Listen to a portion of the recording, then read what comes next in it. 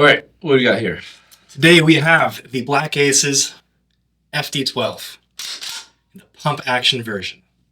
It is a bullpup pump action shotgun in 12 gauge, and honestly, I don't like it that much. I'll just start by saying that this is my personal shotgun. It's kind of like cool. People they like looking at it, but it's kind of dorky, but kind of fun to talk about, I guess. Cool range toy. I don't know. Some people think it looks cool, but I don't really think that. I guess just because when I look at it, I look at how I'm going to run it. But I can see why it looks futuristic. It's out there. I think if I had to make like a sci-fi movie, all the bad guys would carry something like this. Especially like a low budget. Yeah, like a really low budget. Yeah. Like Turkish-made shotgun low budget. Yeah, I don't know. I saw this movie last night on Netflix. It's so stupid. It was like it was like the high like tier 1 unit, and I was watching it. I was like, that's so stupid. All they had was like they put like some chest rig on there that's not even body armor, and then they gave them like knee pads, and then they wore like a skateboard like helmet. You know, Back in the day, that was kind of the look, and right? they got like, dang, dude, these guys are hardcore. Just do, you know, like whatever kind of movie consultant they had. Like, dude, just. I'm sure some military guys would probably do it. I mean, like back in the day, the badass thing was to wear like the fishing vests, you know? So like things change, man. I mean, like the ProTech helmets, that was the thing back in the day. That was cool. So I'm not making a movie, so I'm not gonna worry about that. yeah. So this shotgun. The cool thing about it is like it's kind of bullpup. Well, it is bullpup, so it's shorter. So it's an 18.5-inch barrel, which is compliant by at least California state law. Overall length is 28 inches, so you get full-length barrel compact package. It's got ANDI controls. They're all like AR-15 style controls, which is super cool because it's at least familiar, you know?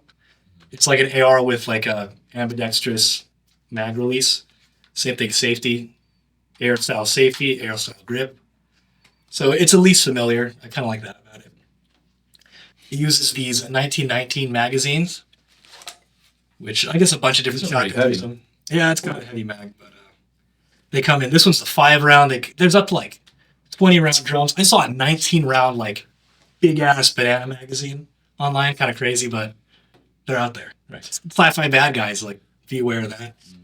The cool thing about these is that they'll at least you could fit one magazine in like an M4 pouch, like a double M4 pouch. So you don't have to go buy all new pouches if you did want to own one of these.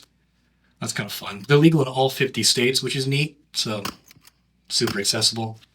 They are made in Turkey, which I don't know why I think that's funny. Turkey actually makes some decent guns. We saw some cool ones at SHOT Show a while ago. They make some decent guns, They're out there. especially for the price. Yeah, I mean, the price isn't the worst ever. This also comes with 3 different chokes you can choose from, so if you're guys into choking, go for that.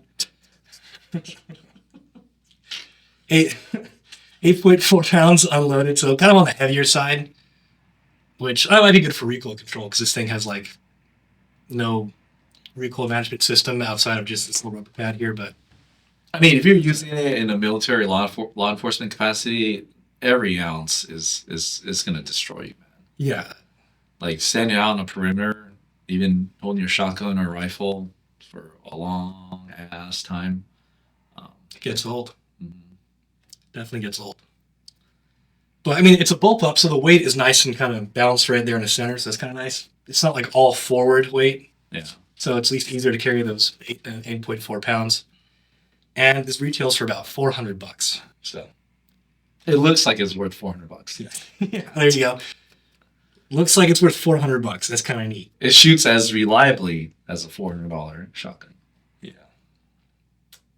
Yeah. I don't Yep. know. Kind of fun. Like the bullpups are cool because it is compact, right? You get the same ballistics as something much longer.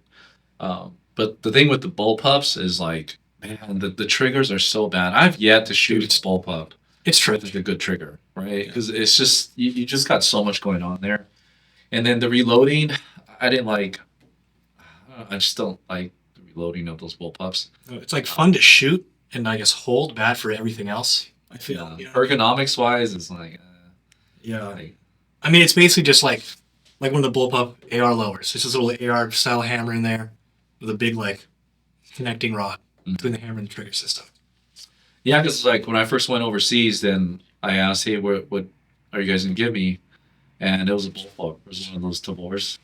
Oh yeah. Yeah, and I was like, oh, I want hell Warfare no. 2 Like, style. just give me that M16. And so, yeah, but There's a whole generation of kids out there kind of pissed off that you said that, but they don't know. They just don't get it. it's not bad. Rifle is just I'm used to that AR platform using an M4 and M16. So, yeah. Yeah. Let's talk about it. Tip to butt, flannel daddy style.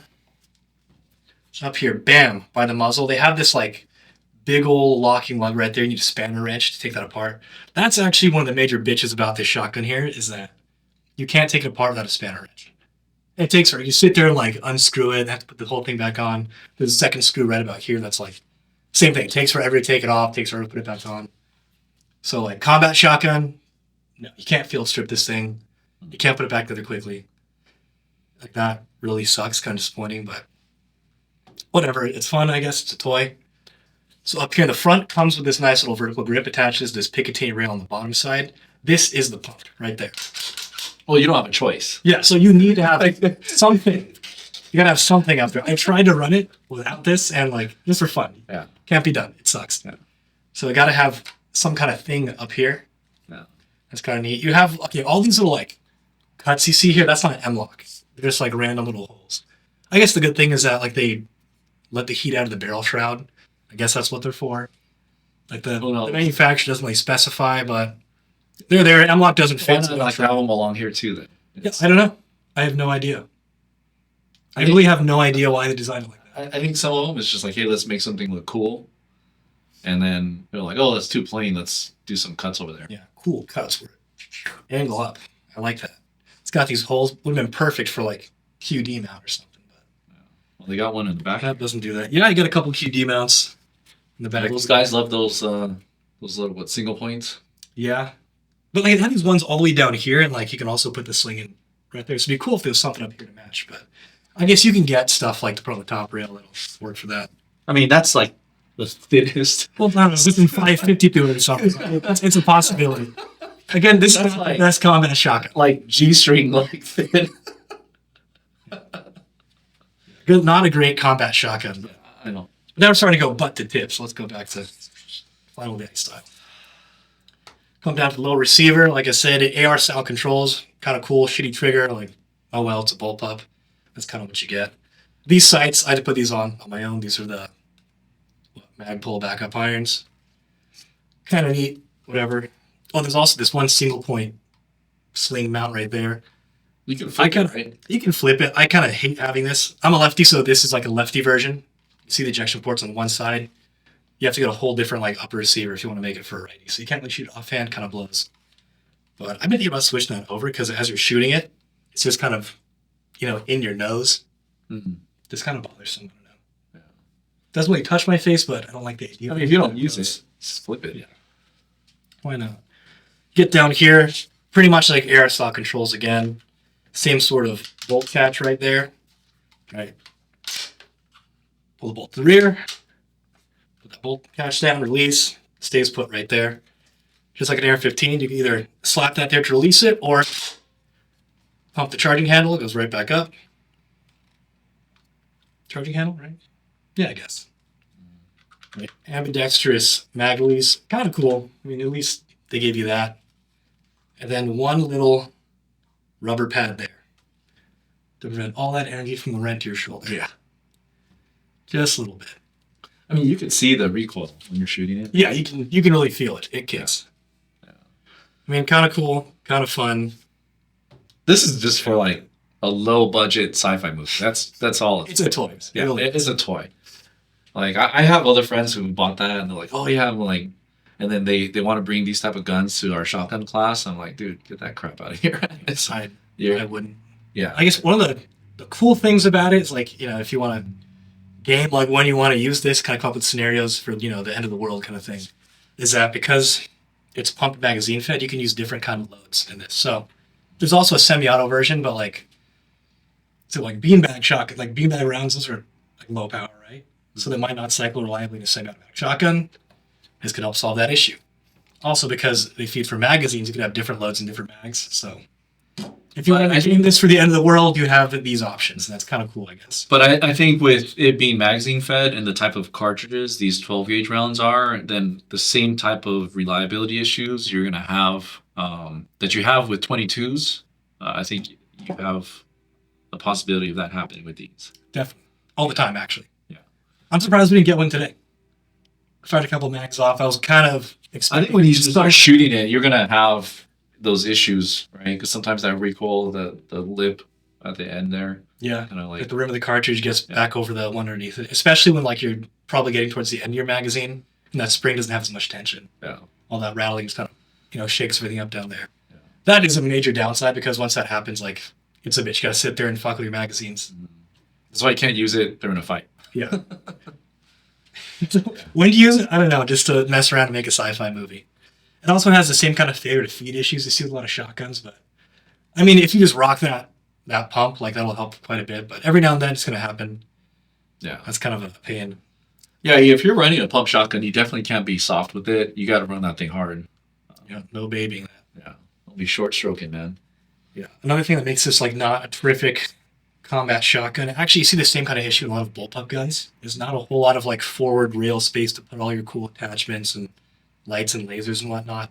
Not that there's that much I'd put on a shotgun, but you got the top rail and that's it.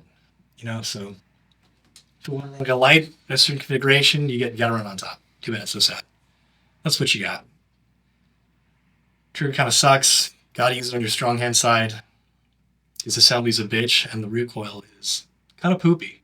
It looks like it, especially Yeah. when you're shooting hot loads, like slugs and stuff like that. I mean, Shooting yeah, hot loads. Yeah, something you're good at. Don't be shooting hot loads this thing. But I don't know. It's not my pick for a combat shotgun. Yeah, well, you use a lot of shotguns, like just through your line of work, and you've had a lot of experience over the decades. Mhm. Like, Yeah, I what do mean, you think, man? I wouldn't pick that. I wouldn't spend money on that. I wouldn't pay $100 for it. That's just me, man. Yes, I ran the 870 Police Magnum for several years. Great shotgun. It's proven. It's got a long track record. Had a little bit of ups and downs due to quality control when Remington was going through new ownership. But I mean, it's a solid shotgun. If you can find any of the old police trade-ins, they're great. I use a Benelli M4 for work now, but I think like if I were to just pick one shotgun, it would be my Benelli M3 because I have. If you guys aren't familiar with the Benelli M3 convertible, it's a pump and semi-automatic shotgun, so you have the best of both worlds. So you can shoot the shotgun in auto, and then there's a little switch in the front where you could switch it to pump action, so you can still shoot, beanbags, less lethal rounds, or a birdshot, and then you can switch to buckshot and slug if you want to, and run that in auto. But if you guys want to see us do a review on the M3, just let us know. I don't mind taking that thing out and running that thing, do a review on it. But this, I don't know. This is all him, man. If you want like a conversation starter, this has actually started a lot of conversations. I had people like compliment me on this and say, "Oh, that thing's so badass. I should get one." It's like, no, you shouldn't. But thank you. I appreciate that. This is something like I would see at an airsoft shop, Oh yeah, I mean like Like, I really didn't go to my way to buy this. It kind of fell into my lap. So it's like, all right, sure, I'll take a shotgun. You know what I mean? But kind of cool. Whatever. yeah. I'm all about I wouldn't buy it again. function. I don't care about the looks really, but Definitely would not buy it again if I had the choice. So here you go. if you buy it and you hate it, don't say we didn't warn you. If you love it, let us know in the comments because I would actually love to hear your opinion on that and get help.